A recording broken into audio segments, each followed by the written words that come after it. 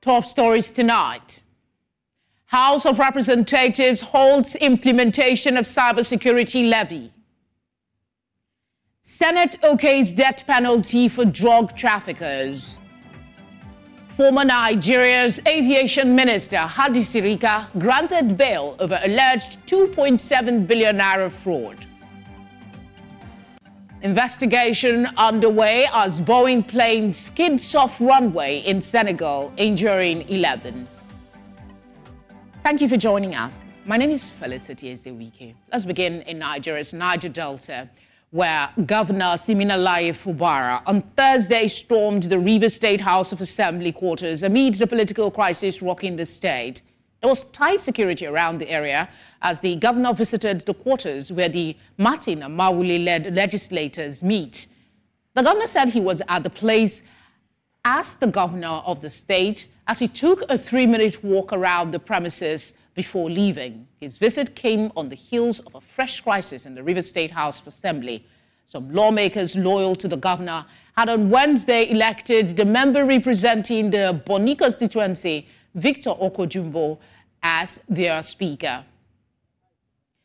Away from Rivers politics, protesters in Abuja have demanded the release of Nigerian journalist Daniel Ojukwu, accusing the Nigerian police of infringing on his fundamental human rights.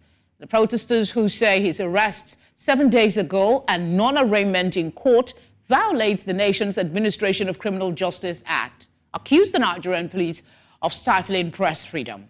My colleague Joshua Imarai reports. It's been 7 days since the Nigeria Police Force Intelligence Response Team arrested journalist working for the Foundation for Investigative Journalism, Daniel Ojukwu, in Lagos. Despite his detention lasting over 48 hours as stipulated by the Administration of Criminal Justice Act, he has not been taken to court. Pro-transparency organizations and demonstrators gathered at the Nigeria Police Force headquarters in Abuja to demand his immediate release. We believe that the unlawful arrest and detention of Daniel Ojukwu is unconstitutional. It is not found within a democratic society, and it is against every principle, every rule of law in Nigeria. On May 1, Daniel Ojukwu was unlawfully abducted by the Nigeria police in Lagos. He was taken to Panti. 3 days after was when we found out that he was in Panti because he was rendered incommunicado. Daniel has produced a report which was done on the OpenGov Media Fellowship, which looks at basically 147 million, which was given to a contractor to build school in Lagos State. And when he investigated that project, it was nowhere to be found. And the questions have been asked from the office of the senior advisor to the president on SDGs, whose office led this project. And this is what has led to this process. They say his continued detention is a gross violation of his fundamental human rights and an attempt to suppress press freedom. It's not about Daniel Ojukwu. They are after your jobs. They want to make sure that you cannot write what the police does not approve of. And your job as journalists is to expose, is to shine light on the government. Your jobs are guaranteed in the Nigerian Constitution, their so-called 1999 Constitution. Just as the police has a constitutional right to do what they are doing, journalists in Nigeria also have a constitutional right to write whatever they find necessary. Speaking during the protest, the Commissioner for Police, FCT Command, said the release will be escalated to the appropriate authorities. In Abuja for News Central, I am Joshua Imarai. To discuss this further, I'm now joined by human rights activist Omoyele Sowore. Omoyele, thank you very much for giving us your time. We appreciate it. Thank you very much for inviting me. How do the actions of the Nigerian police in detaining Ojukwu align with national and international human rights standards, particularly regarding treatment of journalists and media practitioners? Well, this is a regression in Nigeria that people must take seriously, and that there was no basis for his arrest. There was a petition, according to the police, that someone felt offended by his reporting. What you do in that regard is you go to court. If you feel like you've been libeled in a civil case. But in this case, the police was invited via a petition under what they refer to as the Cybercrime Act, the Cybercrimes Act of 2015, which has now been amended. So in the new amended Cybercrime Act of 2015, the crime for which he's been detained no longer exists. And I'm speaking to you as somebody who went out to see the police. We met with a lot of senior police officers when we went to the place of detention, those investigating him. And the Nigerian police is just acting on behalf of someone because they feel like he offended them. What I would say to you, which is important, is that Inspector General of Police, personally, Kayode Egbetokun, is the one holding him because he had his organization, the Foundation for Investigative Journalists, had linked the IG with someone who was described as a notorious smuggler in the southwestern part of Nigeria. That is his issue. They're just holding him to ransom on behalf of FIJ Nigeria. Nothing more. They asked us to provide shorties for him. We went and they went to his house, the house of the shorty, when he came back and said, no, you have to go and bring 2 directors from the federal civil service with landed properties in Nigeria. Just ridiculous bail conditions, as if he committed murder. Let me tell you, the former Minister of Aviation was accused of it, stealing billions. In court a few days ago, and his daughter, I think it was yesterday, in a few hours has been released. What did he do? He wrote a story about corruption. And nobody has proven that the story is false in the first place. All right, you were at the protest. I saw a video of you, and I want to find out your thinking on the promise by the police that he will be released soon without specifying exactly when the young man will be let go. Well, the police they play what I call mind games. I know the police very well. But what is honest about some of the dealings at the police is that some senior police officers have revealed that it is the IG holding him, and until he decides otherwise. We even sent a delegation today to meet with the DIG in charge of operations, one DIG headed. And he told that delegation, 2-people delegation, that he's aware that the IG is one. Only the IG can determine the release of this guy. You are not supposed to arrest and detain somebody for more than 48 hours without charging the person to court or releasing them. But they have held this guy since last Friday, and it doesn't look like they're planning to release him. But let me say this, and I'm aware that if by Monday he's not released, there will be a nationwide protest. And that time we will not be calling for his release, but we'll call for the removal of this IG before the expiration of his tenure. It's useless.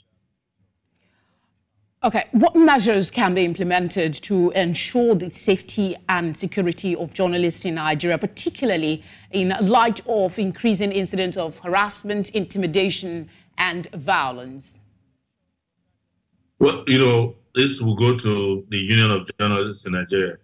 And I must tell you that I was disappointed that journalists did not come out en masse today to participate in the protest.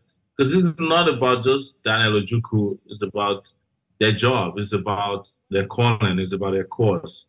Journalists should all have come out today in the light number. There shouldn't have been less than 1,000 journalists today in Abuja in front of the police headquarters to protest against what they're doing. They're violating his rights. But beyond that, I think the Nigerian Union of Journalists or whatever organizations are out there to protect, and the civil society groups should take it further to make it clear that journalists cannot be endangered in Nigeria. You can't afford to use certain laws to suppress press freedom, because if they are done with Daniel, one day they will come and arrest you for saying something they don't like while you're on air.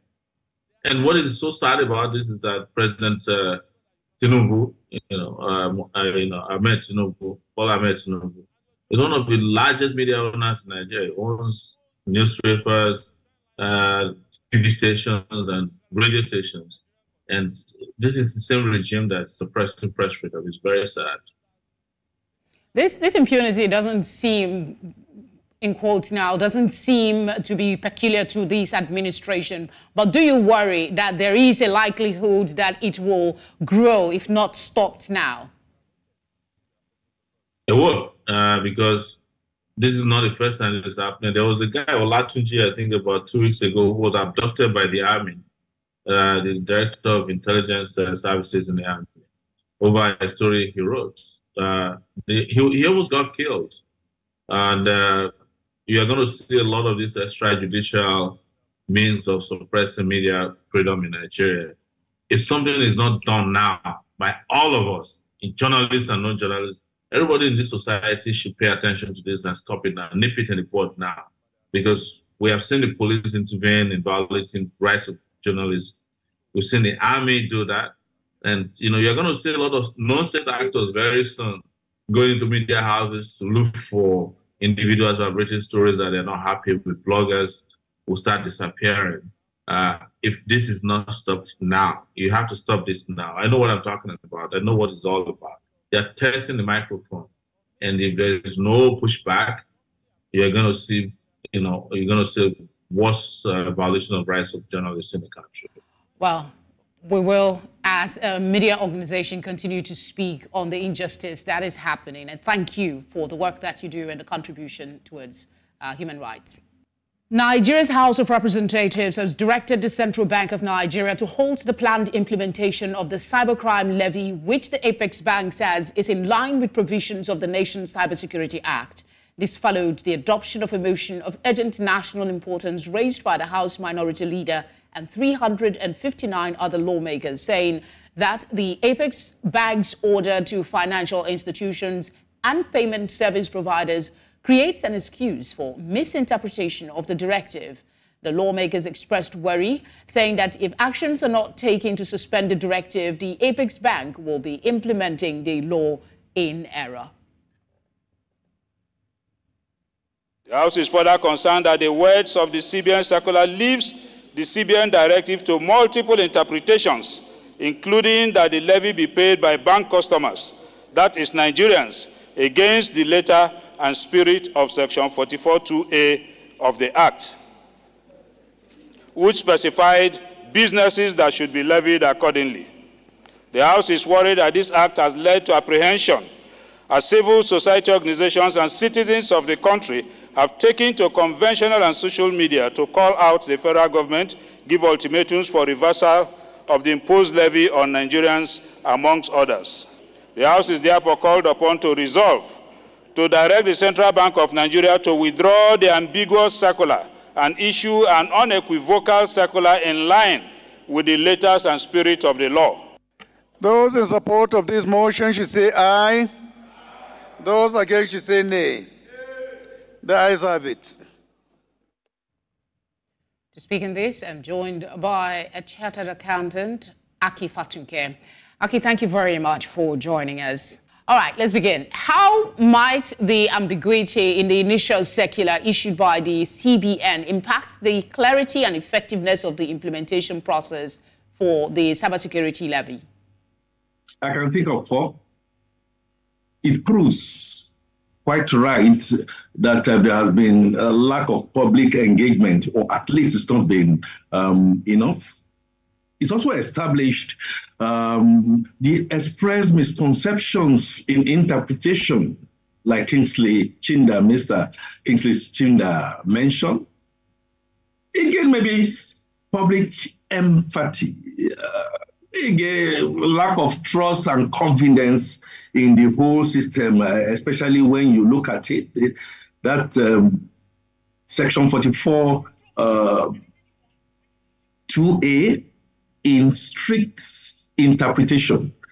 Those will be the ambiguities that I think the National Assembly, the House of Reps, are trying to kill. What are the potential implications of the levy on electronic transactions for both financial institutions and their customers, particularly in terms of transaction cost and overall financial stability? I tell you again, financial inclusion, the depths of financial inclusion all over, we are just not ready. We were not ready in 2015.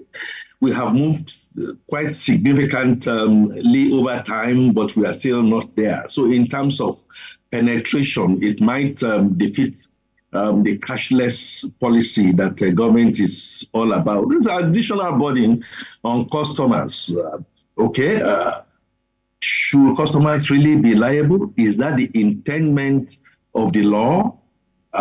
Should it be customers or should it be business entities? And even if it is going to be customers, the customers are already joking under some 10 items of charges, including this one that now being added to it. And at a time when virtually all the indices are pointing towards peonage. By peonage, I mean poverty. Middle class is virtually cancelled, and we have multiplicity of rates, including electricity bill going on. Fuel is just still not there. Tariffs are doing yo-yo here and there against the intendment of the new policy agenda. So I think at the end of the day, costs for businesses will rise, and especially for corporate, this additional 5% or whatever interpretation we want to give to it, for interbank will be additional high cost of doing business. What can the CBN do to address the concerns raised by the House of Representatives? Simple, Felicity. Public enlightenment, advocacy programs. Let's even begin to put it in vernacular, in our local dialects. The town and the gown and the marketplace, there has to be promotion of showing the basic goodness in the cyber security and cyber levying that we are trying to bring. On face value, absolutely nothing wrong with it. It's just that the burden that we are thinking should come should not necessarily be that of you and I and customers. It can be implemented, and it should not go against the intendment of the Constitution of the Federal Republic. I'm talking about the Section 162(10), which says clearly all monies should come into a particular pot to be shared between the federal, between the state and the local government chairman. This particular one is now saying that it should go and be administered by the Office of the National Security Advisor. Coming from the experience of what we have had in times past, you can understand people's perception that, wait a minute, are we going to go through this all over without the adequate transparency coming into it?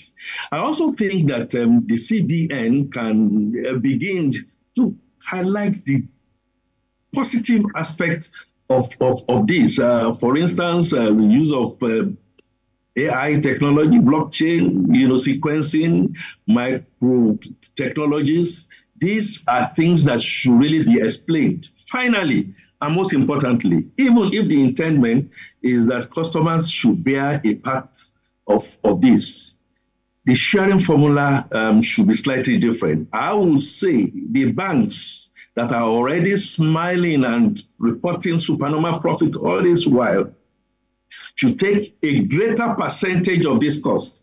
I am thinking that customers, worst case scenario, even if they are going to take anything at all, will be 20% of 0.5%. Reason is simple. The business of you and I is already showing minus negative. High inflation, high unemployment, increase in prices here and there. We don't have the social safety nets all contaminating and showing in our lives. And we are still looking at minimum wage is still on and off.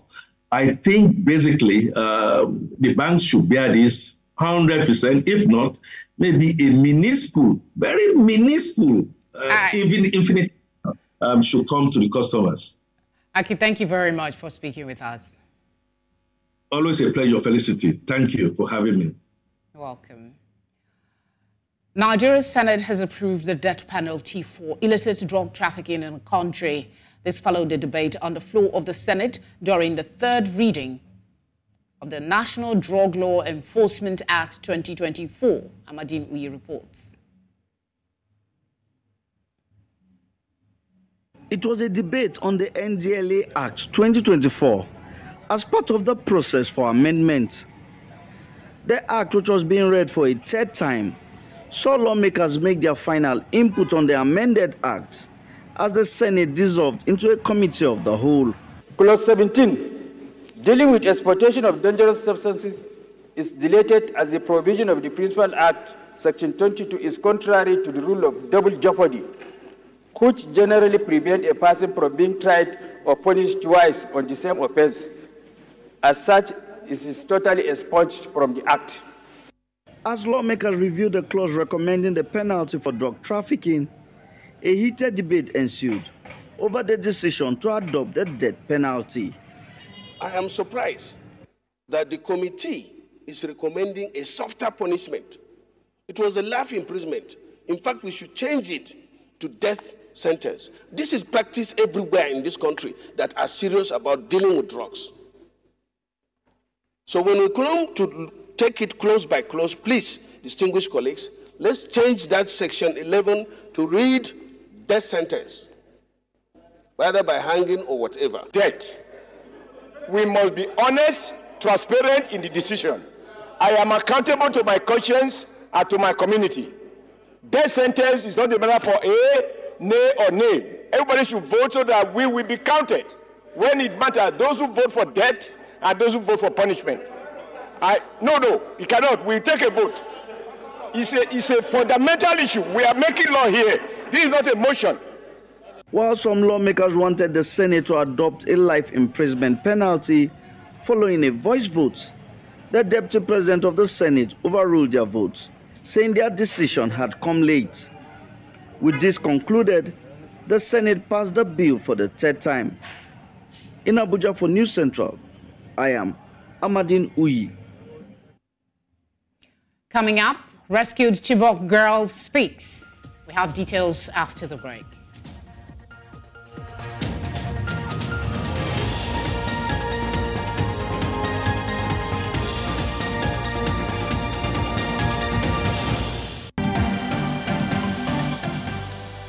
If you've just joined us, you're watching Tonight. A reminder of our top stories.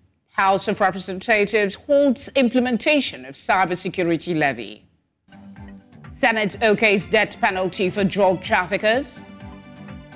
Former Nigeria's aviation minister Hadi Sirika granted bail over alleged 2.7 billion naira fraud. An investigation underway as Boeing plane skids off runway in Senegal, injuring 11. A leading telecommunications firm in the country, MTN Nigeria Communications PLC, has launched its mobile money transfer service at the Mile 12 International Market, one of the largest markets in Lagos State. The Momo service allows individuals to transfer money, pay bills, pay airtime and data, and carry out other financial transactions directly from their mobile phones. News Central's Ni Omoniyi completes the story.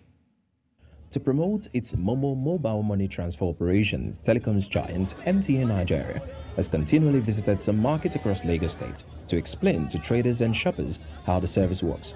This time, it is the Mile 12 International Market. Today, we are here representing 2 years of Momo to sell the good news of Momo to this market, because we believe that it will transform their business. Because it's an account that you can do with your phone. You don't need to be in the bank. So all you need to do is to dial *671, and an account is open that you can transact anywhere that you are in this country. You don't need to walk into the bank. You can open Momo in 3 easy steps.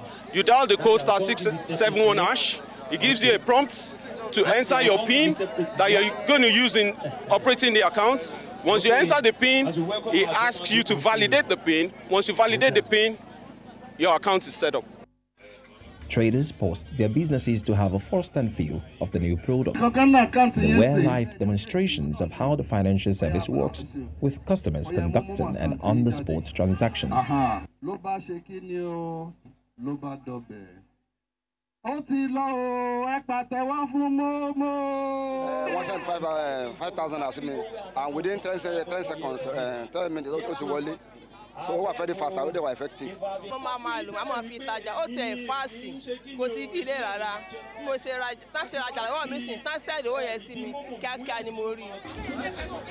the market, emphases were made on how the Momo agent service open up a host of opportunities for everyone. We know how important communication is, and what we do with Momo is that when they subscribe to MTN through Momo, they get a huge discount, so that enables communication. So all in all, what we're doing is driving inclusion by enabling communication and helping them to afford things that ordinarily they couldn't have afforded. Oh, it will help a lot. Security-wise, it will help them. They don't need to be taking up here and there cash. It will help them. Sitting down, they will do their business within few seconds. Definitely nobody will know that anything is going on. Nollywood sensation Sonyeri Afonja made an engaging appearance as traders were rewarded with gifts such as food items and branded stationeries amongst others. Momo, ó máa jẹ́ kó easy fún yín, ẹ ní dààmú lọ sọ́tún, dààmú lọ sósì, epo wọn ò sí lọ́rọ̀ yín. Officially launched on August 29, 2019, Momo Agent aims to support CBN's drive for financial inclusion by providing safe and accessible money transfers to millions of underbanked and unbanked Nigerians. In Lagos for News Central, me, Omoni.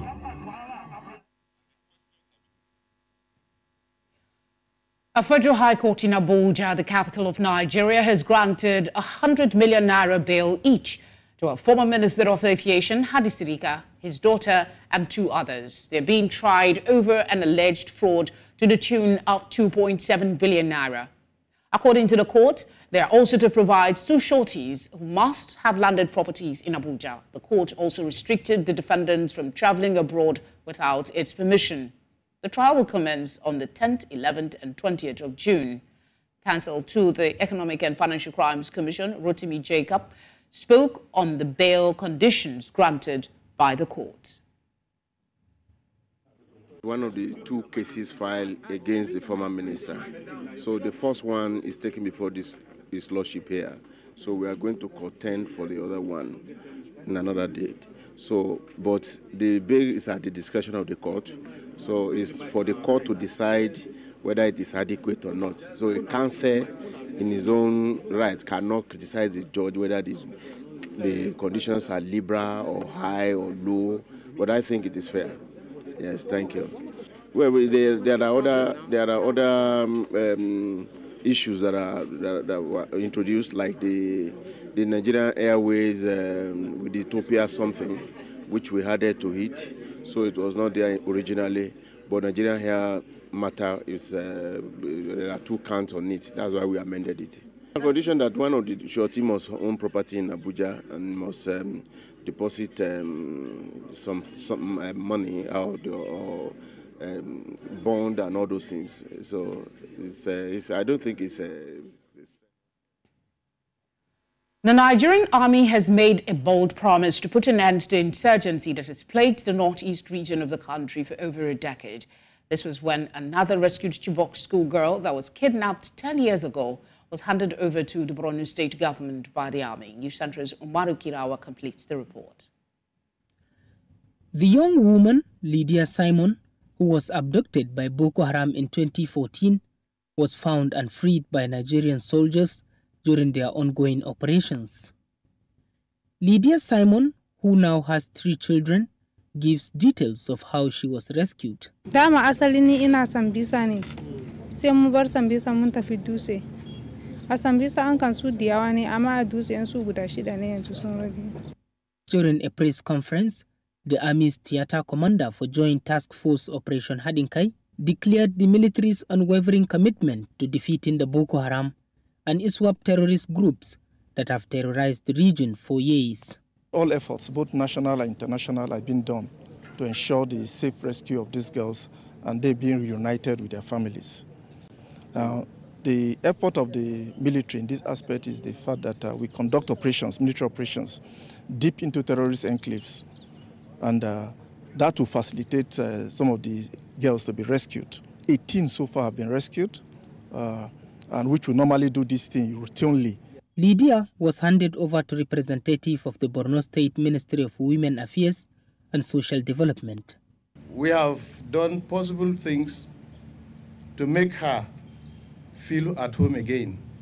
She was, first of all, given proper medical attention. Major General Waidi Shaibu spoke about the security situation in the northeast. The issue is that peace have returned, relative peace have returned to Borno. There are still skirmishes, one or two in here about, but that does not change what we have achieved so far. The armed forces have achieved so far here in the fight against the insurgency. Currently, there is no state of the northeast that is under their control. They are just safe havens in specific places which we are dealing with. Lydia now begins the journey of rejoining her family after 10 years. In the next 10 years, as the wound heals, the children may just be the reminder of how her life was hijacked by terrorists a decade ago. As the military intensifies its operations, the people of the Northeast eagerly await the day when peace and security will finally be restored to their communities. In Maiduguri for News Central, Umaru Kirawa. The governor of Delta State, South Nigeria, Sheriff Oborowori, is wooing more investors into the state with assurances of arable lands for sustainable agriculture and food security across the 25 LGAs. Governor Oborowori stated this when he received on courtesy call officials of the African Development Bank and the Federal Ministry of Agriculture, led by the Chief Agro-Industrial Economist, Chuma Izedima, at Government House, Asaba. He said the state is blessed with arable lands for the cultivation of crops ranging from cassava, maize, yam, rice, assorted vegetables, and even rubber, which could be grown in commercial quantities. He expressed the state's readiness to partner with the AFDB and other stakeholders for the establishment of the Special Agro-Processing Zone in the state. Earlier, Izedima said the visit was a preparatory mission for the establishment of the second phase of the Special Agro-Industrial Processing Zones program in Nigeria. It is important to state that we are one of the states that has the largest arable land in Nigeria. We appreciate your coming. We are hospitable. We are ready to partner with you. The preparation mission for the second phase is basically to assess the readiness of the states. We do have requests from 27 states of the country, and we're trying to see whether the states are ready in terms of specific criteria that we have put across. Some of those criteria includes the readiness of the states to engage private sector partners to be able to support the development. We're on a short break now. The news continues right after. Do stay with us. Thank you for staying with us. The U.S. Department of Justice has been asked to reopen an investigation into energy giants Shell and Eni over their alleged involvement in a bribery scandal in Nigeria. The scandal surrounds the acquisition of OPL 245. U.S. lawmakers now want the department to ascertain the payment of bribe to Nigerian government officials to the tune of $1.1 billion. Former President Goodluck Jonathan is accused of receiving $200 million. The renewed call follows revelations of alleged extensive corruption within the oil industry, with allegations suggesting that Shell and Eni orchestrated illicit payments to secure lucrative oil contracts. This latest development underscores the persistent efforts by international authorities to hold corporations accountable for unethical practice in the pursuit of profit. The FCPA investigation, initially launched in response to suspicions of corruption surrounding the OPL 245 deal, gained renewed momentum as new evidence surfaced, shedding light on the extent of dirty deals within the energy sector. An investigation is underway after a Boeing jet came off the runway during takeoff at a major international airport in Senegal, injuring several people and leading to the airport being temporarily closed. The Blaise Diagne International Airport, which lies just outside the capital Dakar, however, reopens to traffic later on Thursday. The Air Senegal flight was bound for the Malian capital Bamako and had 78 passengers on board, plus a crew of 6, including 2 pilots. Thursday's incident came a day after a Boeing 767 FedEx cargo plane touched down at Istanbul airport without its front landing gear, which failed to open, though no one was hurt.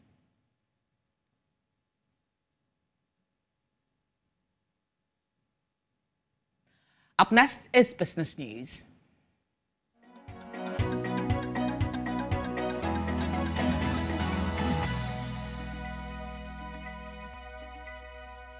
Business news in association with Money Master PSB, the easy way to master your money. Come to business news. The federal government has announced a crackdown on point-of-sale operators who failed to register with the Corporate Affairs Commission, CAC, by July 7, 2024. The Registrar General of the CAC, Hussaini Magaji, disclosed this during the formal launch of the CA's registration of fintech agents and merchants, while emphasizing the importance of mandatory registration for nationwide point-of-sale operators. He also explained that the government's action aligns with legal requirements and the Central Bank of Nigeria's guidelines on agent banking. The CAC boss later warned that the 60-day registration deadline would not be extended, stressing that defaulters would receive adequate punishment after the deadline. Moving on to Botswana, the world's largest diamond producer is closely monitoring BHP Billiton's attempt to acquire Anglo American, which controls their diamond venture through De Beers.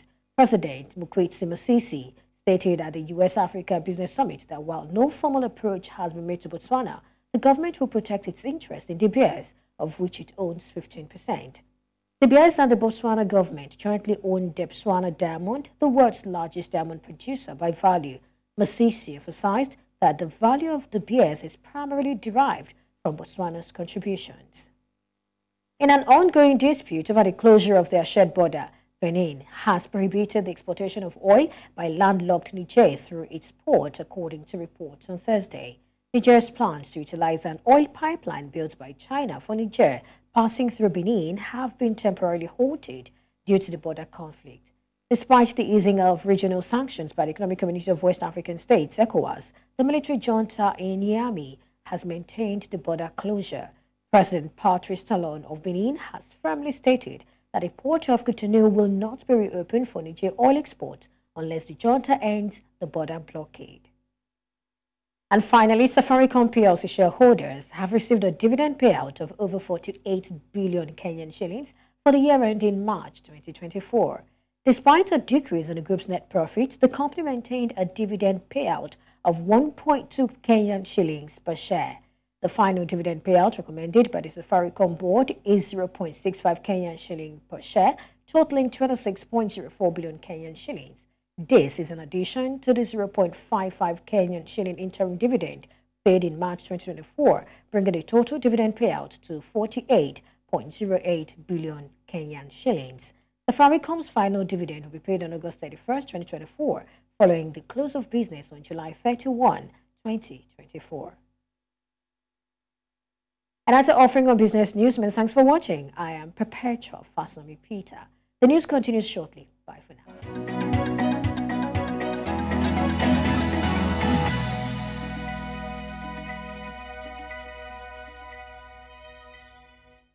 Business news in association with Money Master PSB, the easy way to master your money.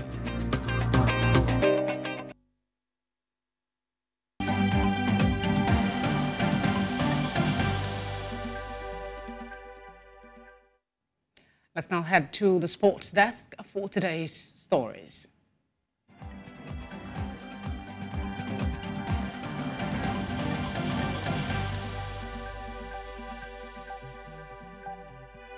Sports Update, brought to you by Corn Oil. Corn Oil. We go the extra mile. In the world of sport, Rivers United Football Club has asked Stanley Eguma to temporarily step aside from his position as head coach. This decision follows the team's recent defeat against Remo Stars. Reports indicate that Eguma departed from the team immediately after the disappointing loss in Ikenne and returned to Port Harcourt. He is the longest-serving coach in the league after being appointed coach in 2016. To fill the void, Evans Ogain has been appointed as the interim manager. Earlier today, Rivers United held host Choir United to a goalless draw in a rescheduled match played at the Ilorin Township Stadium. The visitors rode their luck and narrowly avoided a third consecutive defeat after the Afonja Warriors struck the woodwork multiple times in the encounter. The result moved Rivers United up to 11th place on the table with 3 outstanding matches.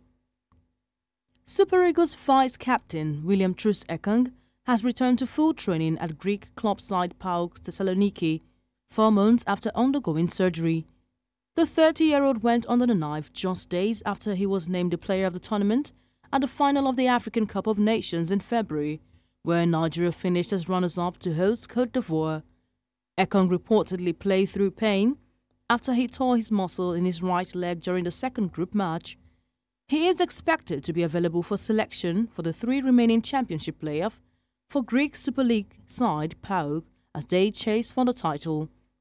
His timely return is good news for new Super Eagles manager Finidi George ahead of the 2 crucial 2026 World Cup qualifiers against South Africa and Benin Republic next month. The Federation of International Football Association FIFA has been threatened with legal action by the World League and player unions if it does not reschedule the 2025 Club World Cup. A letter addressed to the FIFA president Jan Infantino says the sport schedule is now beyond saturation. It says calendar changes such as the addition of the new 32-team Club World Cup, currently scheduled to take place in June and July 2025, have created economic harm to domestic leagues and have pushed players beyond their limits. It calls on FIFA Council to reschedule the Club World Cup and to reopen discussions on the international calendar for the period up to 2030. A Spanish National Court judge has confirmed that former president of the Spanish Football Federation, Luis Rubiales, will stand trial for kissing Yeni Hamatso without her consent. The controversial incident which took place after the conclusion of the World Cup, with Spain won the women's title for the first time. The trial will take place at the Spanish National Court, a Madrid-based court that specializes on highly complex cases, according to the judge Francisco de Hoguet. The prosecution has requested that Luis Rubiales be sentenced to 2.5 years in prison, 1 year for the alleged crime of sexual assault, and 18 months for coercion to run concurrently. Finally, in the world of sport, a French court has dismissed the petition filed by a local sport and leisure store regarding the use of the Olympic Village trademark, to which the IOC claimed ownership and commercial rights. The Intellectual Property Office, IPO, has issued a ruling that was upheld by the country's Court of Appeals. In its 28-page decision, dated 30 April 2024, the 4th Division of the Court of Appeal rejected a petition filed by the president of the Olympic Village Enterprises, Incorporated, against the International Olympic Committee, IOC. The IOC rejected Olympic Village registration, citing the 1981 Nairobi Treaty on the protection of the Olympic symbol. And that's it in the world of sport. I am Onyinyechi Obaro.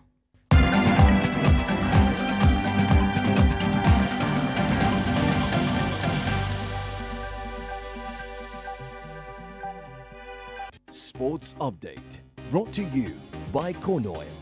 Corn Oil, we go the extra mile.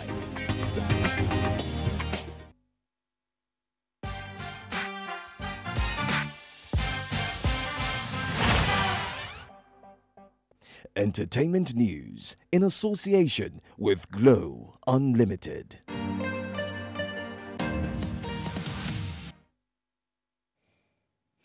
In entertainment, the police have just revealed that late Nigerian rapper Mohbad was illegally embalmed.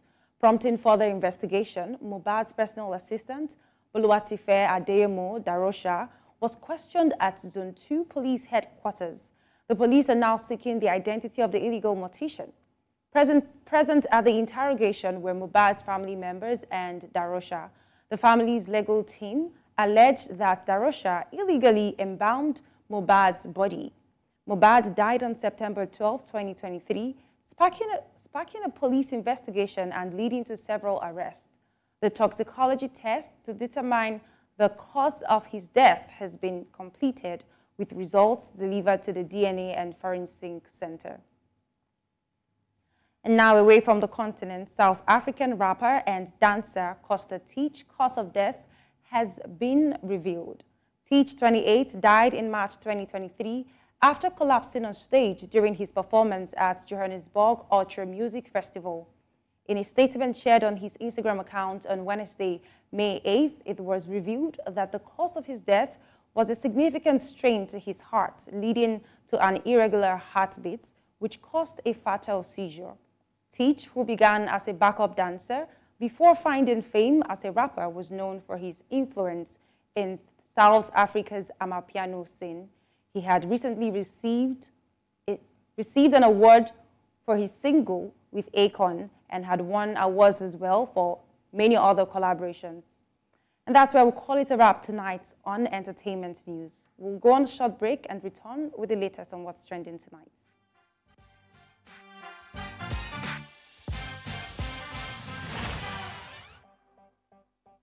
Entertainment News in association with Glow Unlimited.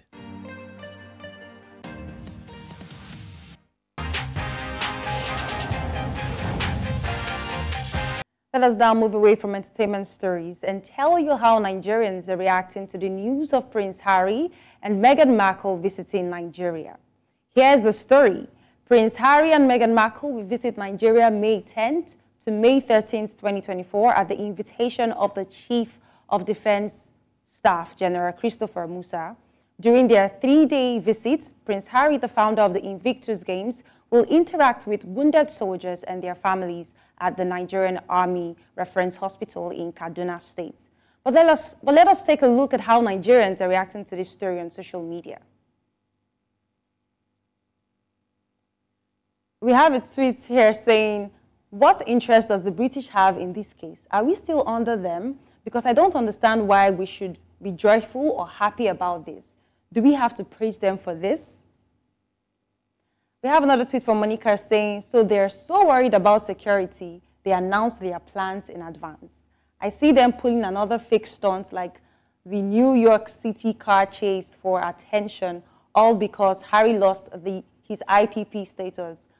Bookmark it." We have another tweet here saying, "Master paying a visit to one of his long-time faithful slaves' house, and also to see his slave's bodyguard, who was injured while protecting the slave." And then here's another tweet from Kat saying, "Nigerians are extremely gullible, allowing these two to use them for PR.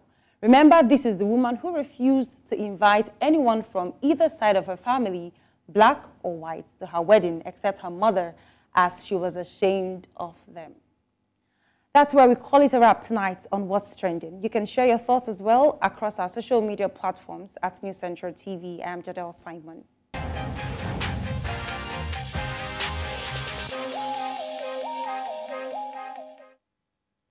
And it's a wrap, but not before we bring you another look at some of the major stories. House of Representatives have halted implementation of cybersecurity levy. Senate okays death penalty for drug traffickers. Former Nigeria's aviation minister Hadi Sirika has been granted bail over alleged 2.7 billion naira fraud. And we also brought you news that investigation is underway as Boeing plane skids off runway in Senegal, injuring 11 people. Do send your eyewitness report to the number showing now on your screen, or you could follow us on social media. That's at News Central TV. We're live on DSTV channel 422, Star Times channel 274, Avo TV, and on YouTube. Thank you for your time. Good night.